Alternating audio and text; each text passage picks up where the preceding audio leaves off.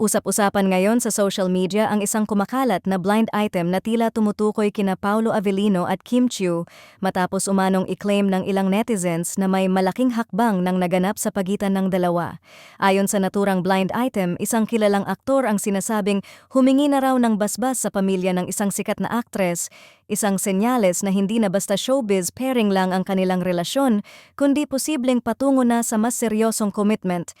Dahil dito, hindi napigilan ng fans na mag-react at magbigay ng kani-kanilang opinyon. Marami ang agad nagturo kina Paolo at Kim bilang tinutukoy sa blind item, lalo na't kapansin-pansin umano ang lalong pagiging malapit ng dalawa sa mga nakaraang buwan.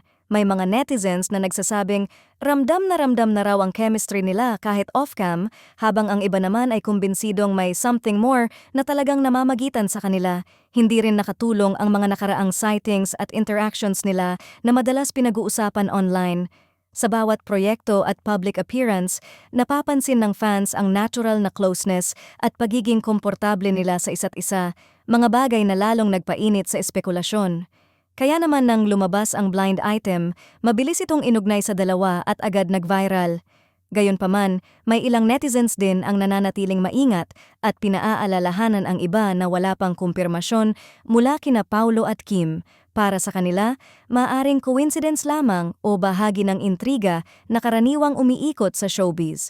Sa kabila nito, hindi maikakaila na marami ang kinikilig at umaasang totoo ang balita, lalo na ang mga matagal nang sumusuporta sa tambalan nila. Sa ngayon, nananatiling haka-haka pa rin ang lahat. Walang opisyal na pahayag mula kina Paolo Avellino at Kim Chiu ukol sa isyong ito, kaya patuloy na nakaabang ang publiko sa anumang paglilinaw.